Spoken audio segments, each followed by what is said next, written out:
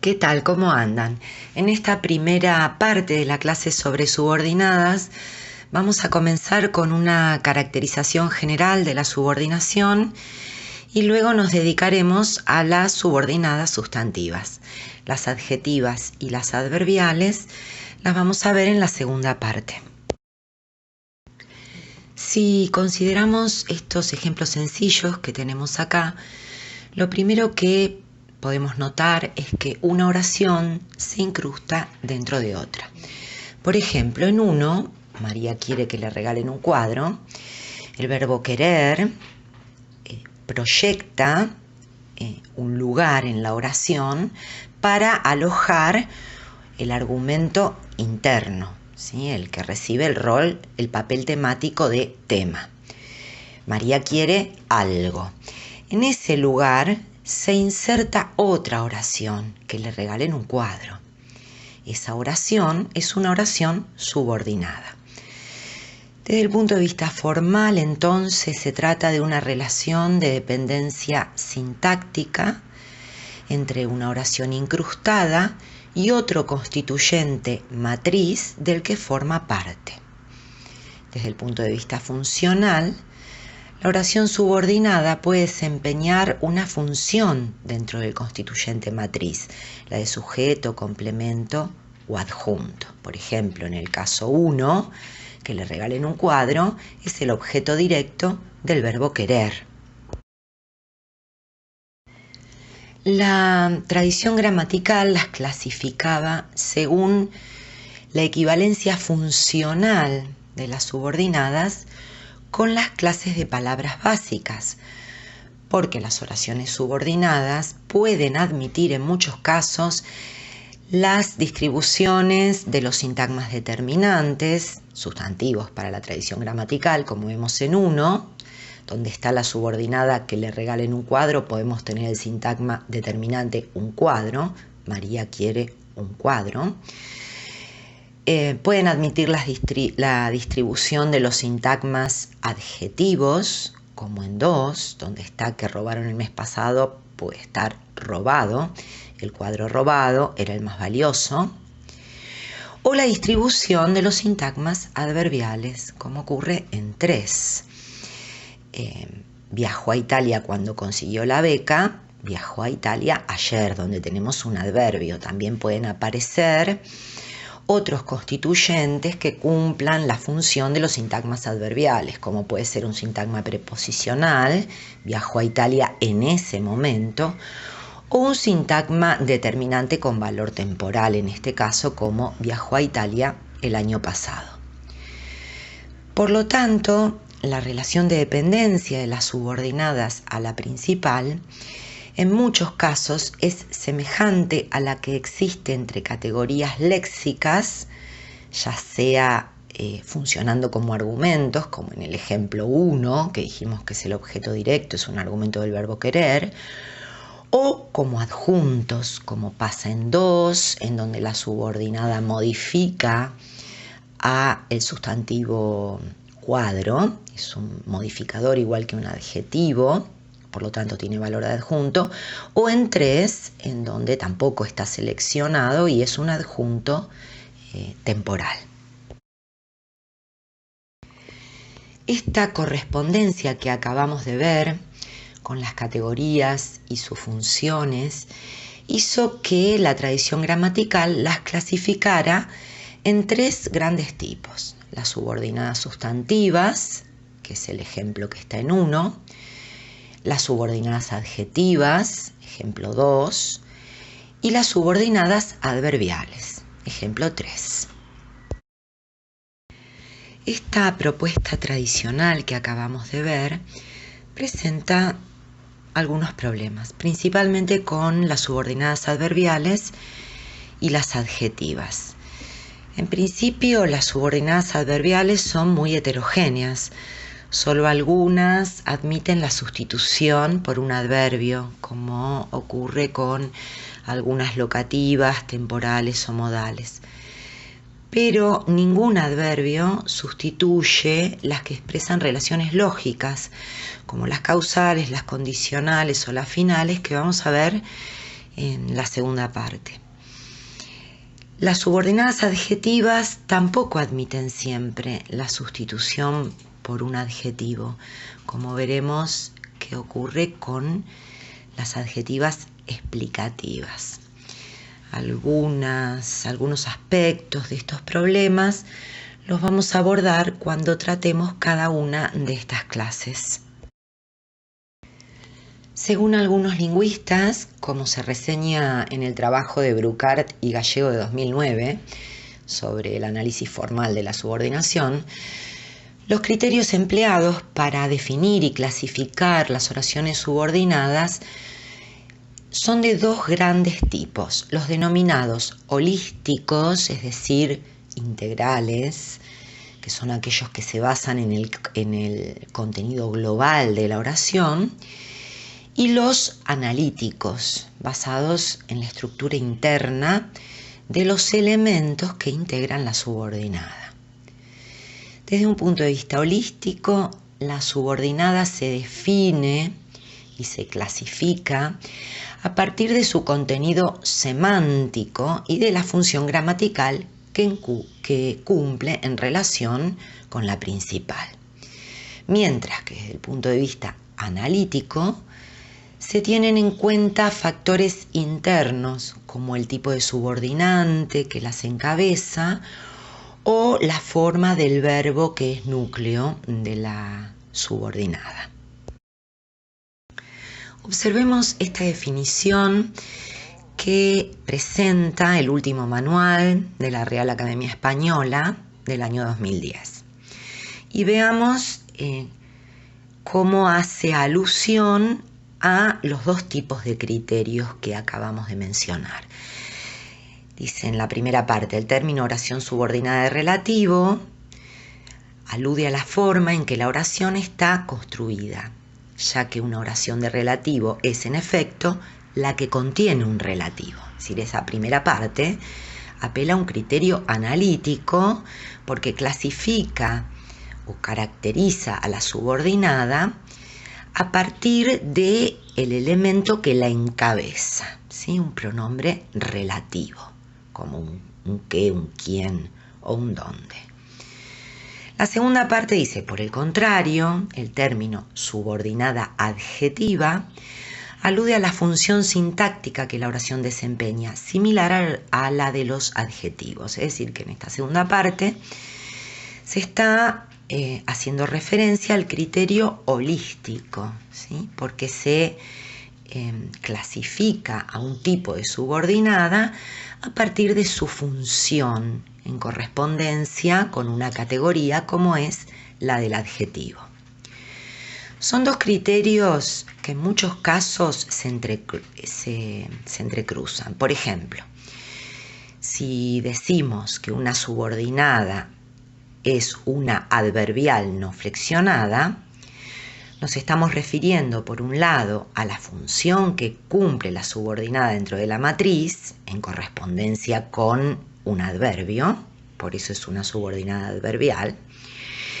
Y además, al decir que es no flexionada, nos estamos refiriendo a un factor interno, como es la forma que adopta el verbo que nuclea la subordinada. Más allá de esto, el criterio más utilizado en las gramáticas para establecer las clases de subordinadas es sin duda el holístico, a partir de la analogía funcional con las clases de palabras. Por eso, en estas clases vamos a organizar el desarrollo a partir de la caracterización general de las subordinadas sustantivas que veremos en esta primera parte y de las adjetivas y adverbiales en la segunda parte. Sin embargo, en cada caso vamos a abordar factores propios de la propuesta analítica. Las subordinadas sustantivas se caracterizan por ocupar posiciones argumentales. De hecho, en el manual de la RAE de 2010 se las llama sustantivas o argumentales. Y esto se debe a que están seleccionadas por un elemento rector, un elemento que la rige, que puede ser un verbo, un nombre o sustantivo, un adjetivo o una preposición, que le asigna papel temático proposicional. Si observamos los ejemplos que tenemos acá, podemos ver que en los casos 1 a 7, las subordinadas están seleccionadas por un verbo. Por ejemplo, en 1, encantar. Me encanta que me mientas. Me encanta esto. A alguien le encanta algo, ¿sí? La subordinada es el tema de encantar. En 2, saber. Alguien sabe algo. La subordinada también es el tema de saber, que le mentías, ¿sí? En un caso cumple la función de sujeto con encantar y en el otro de objeto directo. En el ejemplo 8, en cambio, la subordinada está seleccionada por un adjetivo, por el adjetivo harta. María estaba harta de que le mintieran, ¿sí? Alguien se harta de algo, es decir, la subordinada es un argumento seleccionado por el adjetivo. Y en 9, el elemento que rige, el elemento que selecciona a la subordinada, es el sustantivo prueba. Era una prueba de que le mentía.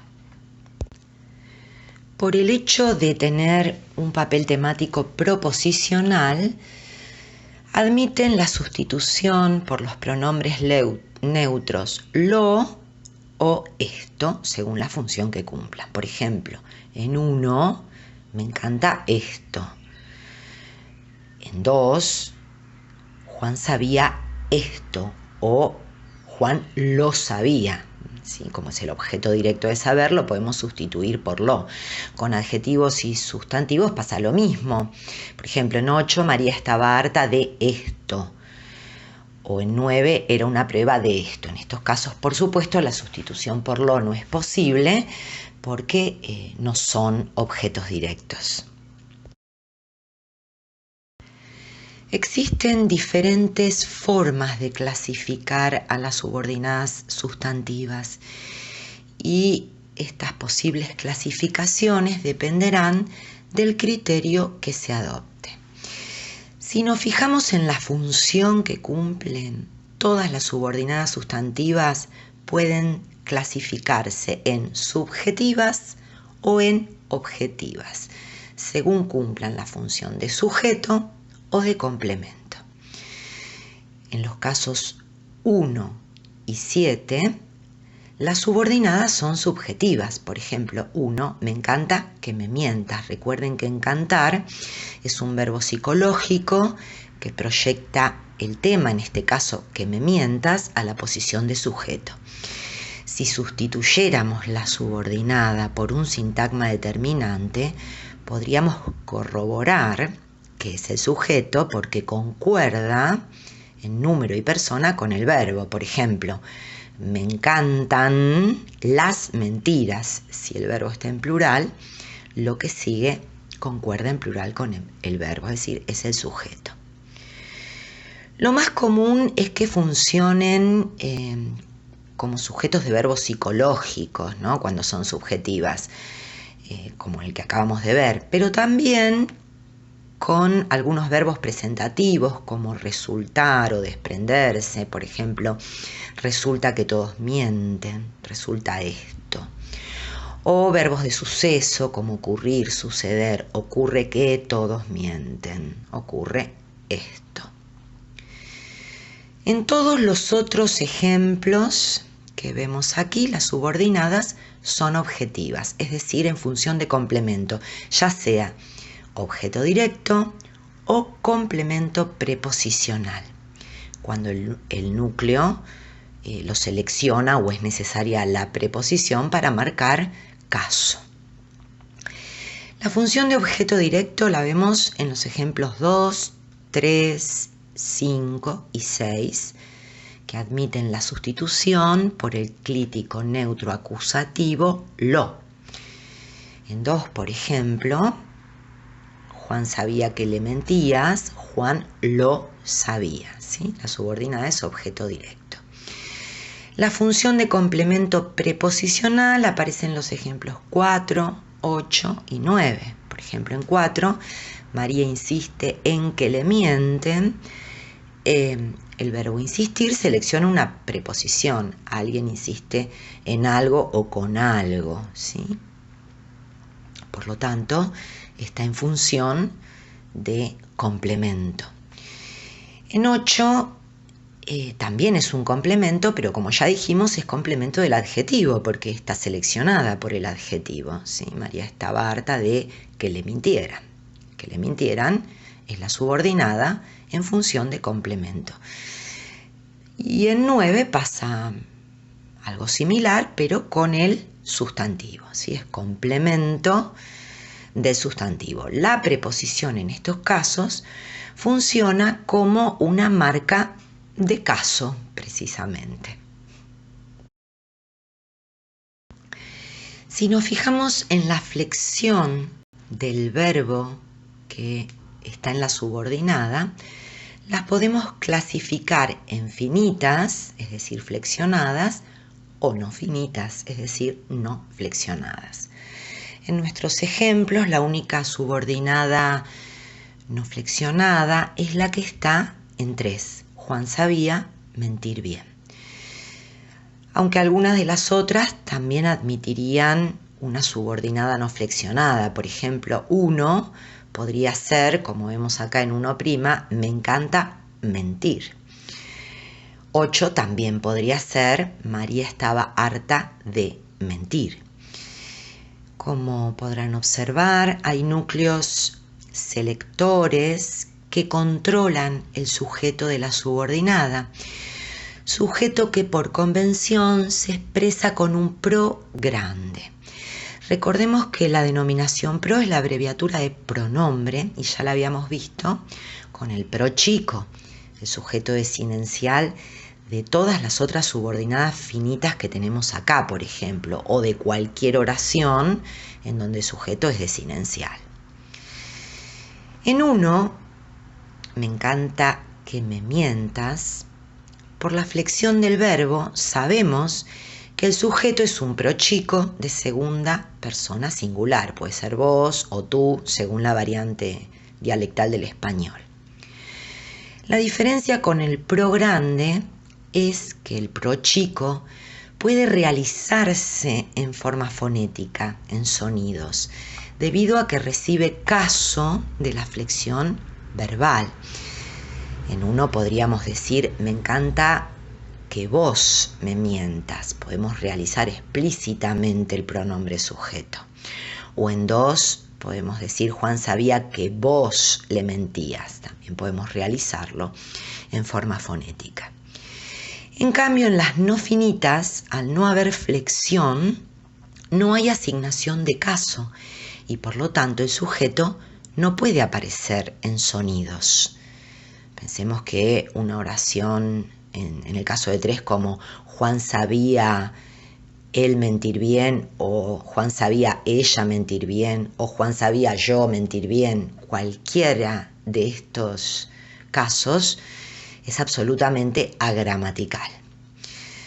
Además, al no haber información flexiva de concordancia, tampoco es posible recuperar la persona y el número del pro grande, por lo que es una categoría que debe estar controlada por algún elemento de la oración principal, ya sea el sujeto o el complemento, que vemos indicado aquí con el subíndice I para marcar la correferencia. En 1, me encanta mentir, hay control del complemento objeto indirecto de la principal, ¿sí? Es decir, el sujeto de mentir, ese pro grande, tiene el mismo referente que se expresa en el pronombre me, que cumple la función de objeto indirecto en la principal. En el caso 3, Juan sabía mentir bien, hay control de sujeto de la principal, ¿sí? O sea, el sujeto de mentir, ese pro, refiere a la misma persona que refiere el sustantivo propio Juan, sujeto de la principal. En el caso de 8', María estaba harta de mentir, ocurre lo mismo. El sujeto de la subordinada, ese pro, es el mismo que el sujeto de la principal. Es decir, refiere al mismo individuo del mundo al que refiere el nombre propio María. Finalmente, cuando no hay control, el pro grande es arbitrario. Se puede interpretar en forma impersonal, en forma genérica, igual que ciertos pro chicos de tercera persona plural. Pensemos en oraciones como te llamaron por teléfono o están tocando el timbre, que las decimos en plural, pero ese pro chico de están tocando el timbre puede interpretarse tanto en singular como en plural. No sabemos si es una persona o dos la que están tocando el timbre, aunque lo más probable es que sea una, ¿no? Es decir, tienen valor genérico impersonal. Lo mismo que en una oración como la que vemos en el caso 10. No es conveniente mentir sin necesidad, en la que no hay ningún constituyente que pueda controlar al pro, ningún constituyente en la principal que pueda controlar al pro grande de la subordinada, por lo que ese sujeto de mentir recibe una interpretación genérica impersonal, es decir, no es conveniente que nadie mienta sin necesidad en ese sentido, ¿no?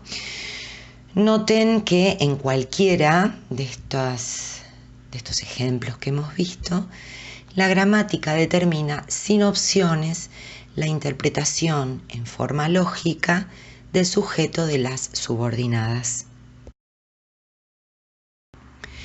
Si las clasificamos según el núcleo que las encabeza y la clase del verbo que las rige desde la oración principal, las subordinadas pueden ser declarativas, como en los ejemplos 1, 2, 3, 4, 8 y 9, donde la oración subordinada es una aseveración. Pueden ser interrogativas, como en los casos 5 y 6, donde además del elemento subordinante, el verbo de la principal, como es preguntar, selecciona una subordinada interrogativa. O en exclamativas, como el caso 7, ¿sí? En el caso de me sorprende cómo miente. También vemos una conjunción entre la clase del verbo principal sorprende, que puede seleccionar una subordinada exclamativa, y el elemento que la introduce, que es cómo. Si consideramos el elemento que las encabeza, el denominado Q, podemos observar que puede ser una conjunción, también denominada nexo unifuncional, dado que la única función que cumple es marcar la modalidad de la oración subordinada, por lo que tienen el rasgo menos Q. Se trata de las conjunciones que, para introducir declarativas, como en los ejemplos que ya mencionamos, 1, 2, 4, 8, 9, y de la conjunción si, para introducir interrogativas indirectas totales, como en el ejemplo 5. Por otra parte, el elemento que encabeza la subordinada puede ser un pronombre, como quién o qué, o un adverbio, por ejemplo, cómo o cuándo, denominados también nexos bifuncionales.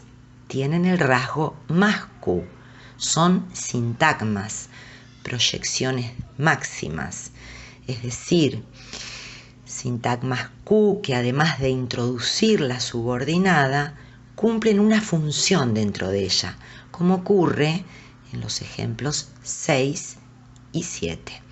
En estos casos, cuando se trata de un sintagma Q, nos encontramos ante el fenómeno de movimiento, como vamos a ver en breve.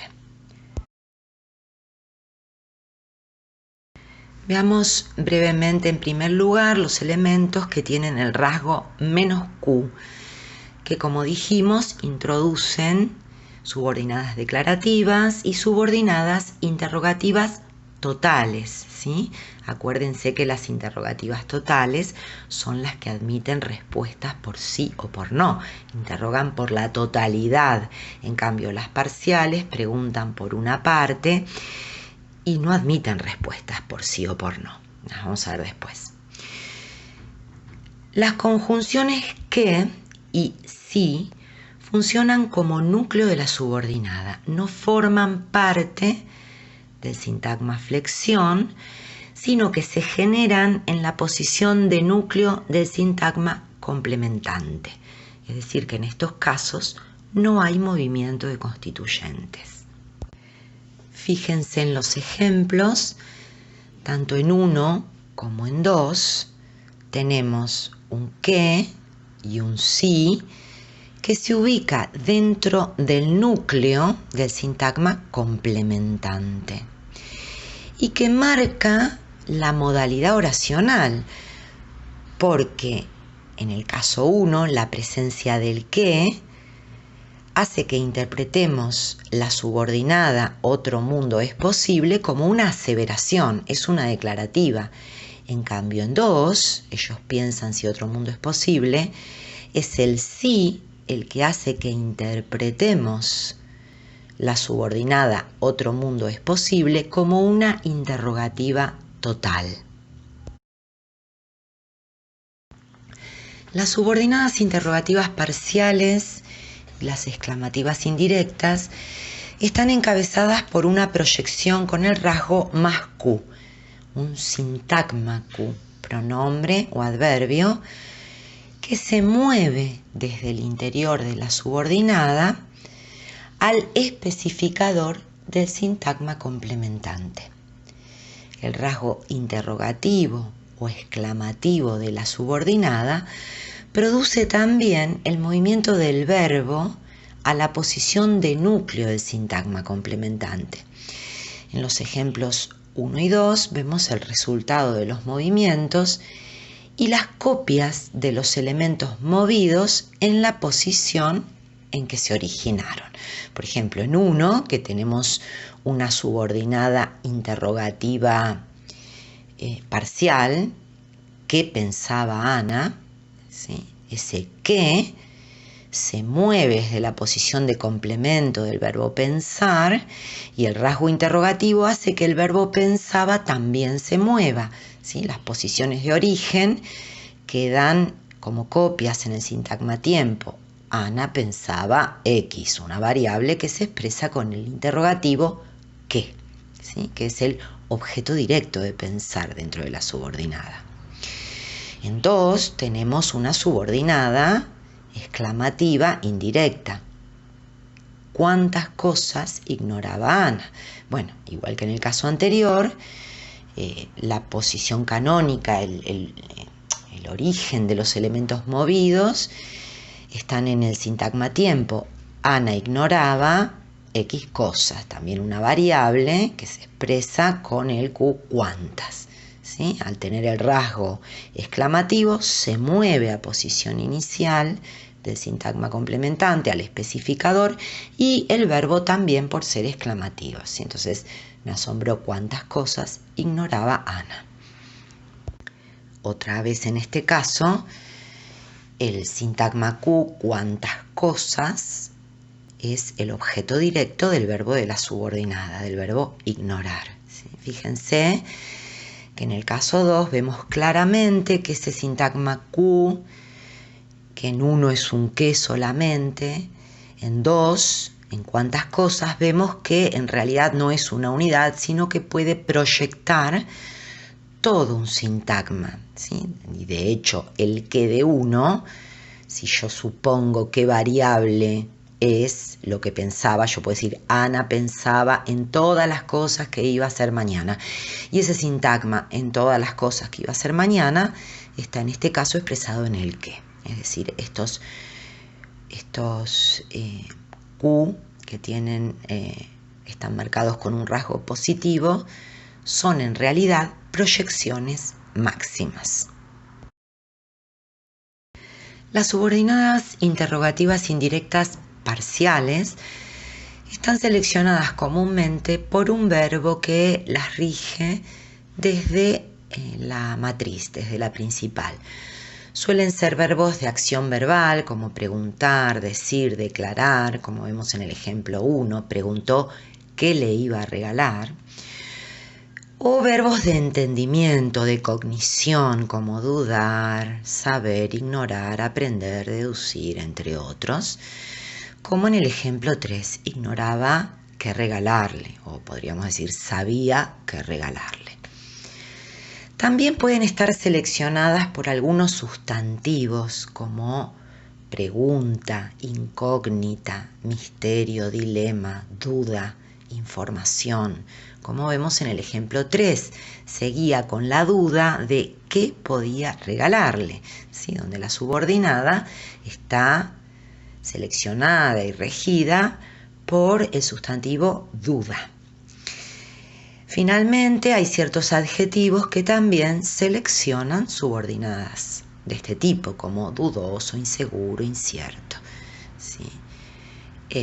Como vemos en el ejemplo 4, era incierto qué iba a regalarle, en donde el adjetivo incierto es el que le asigna papel temático, es el verdadero predicado que actúa sobre la subordinada que iba a regalarle, que en realidad es el sujeto de la oración, ¿no?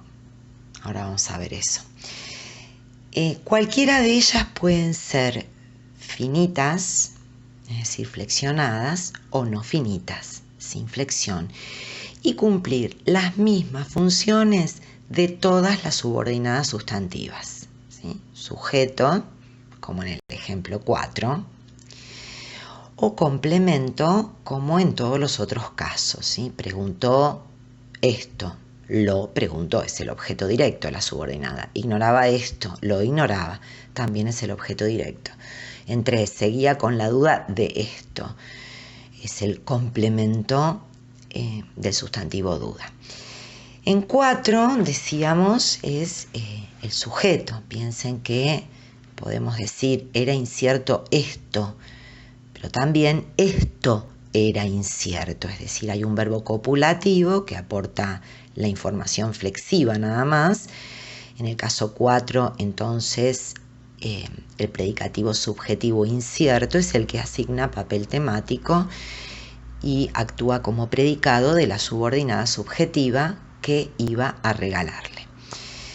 En el caso 2 vemos un ejemplo de subordinada sin flexión, ¿sí? Ignoraba que regalarle, no hay flexión del verbo, es una subordinada no finita. Mientras que en todos los demás casos la subordinada está flexionada, que le iba a regalar, aparece un verbo auxiliar aportando la flexión. En 3, que podía regalarle, también hay un verbo auxiliar que indica una modalidad y aporta la flexión. Y en 4, iba a regalarle, es igual que en el caso de 1. Las subordinadas exclamativas indirectas son bastante similares a las interrogativas. Desde el punto de vista semántico se diferencian en que mientras las interrogativas presuponen un desconocimiento o una indeterminación en relación con el valor de verdad de lo que se está diciendo, por eso la pregunta, ¿no? En las exclamativas, en cambio, hay una valoración extrema sobre la cantidad o la calidad de algún elemento. Por ejemplo, en 1 me asombró cuántas cosas ignoraba. Ese cuántas, que es el determinante de cosas, manifiesta una valoración extrema respecto de la cantidad, es decir, entendemos que son muchas cosas las que ignoraba. En cambio, en 2, en no te imaginas qué bueno es el libro, ese qué está expresando una valoración extrema respecto de la calidad, ¿sí? Respecto de lo bueno que es el libro. Esta cuestión semántica hace que sean seleccionadas por predicados incompatibles con la idea de indeterminación o de desconocimiento. Es decir, que funcionan como complementos de verbos como, por ejemplo, sorprender, extrañar, asombrar, irritar. Y de otros como imaginar, ver, saber en contextos negativos o interrogativos, ¿no? Del tipo de 2. No te imaginas qué bueno es el libro. Es decir, la negación en la principal es importante para que pueda aparecer la exclamativa como complemento de imaginar. También pueden ser complementos de sustantivos y de adjetivos, como sorpresa, o adjetivos a través de un verbo copulativo, ¿no? Es sorprendente, es insólito, es increíble, es indignante, ¿sí? Como vemos en 3. Es sorprendente como sabe. Al igual que todas las sustantivas, pueden ser sujetos o complementos. En el caso de 1, me asombró cuántas cosas ignoraba. La subordinada es el sujeto del verbo asombrar, que es un verbo psicológico, ¿sí? Acuérdense, verbos que proyectan el tema a la función de sujeto. Me asombró esto. En el caso 2, es el complemento objeto directo de imaginar, ¿sí? No te lo imaginás, sustitución por el clítico en acusativo. Y en el caso 3 es el sujeto, ¿sí? Esto es sorprendente como sabe. A diferencia de otras sustantivas, van siempre con flexión. Es decir, el verbo de la subordinada exclamativa no admite la variante no flexionada.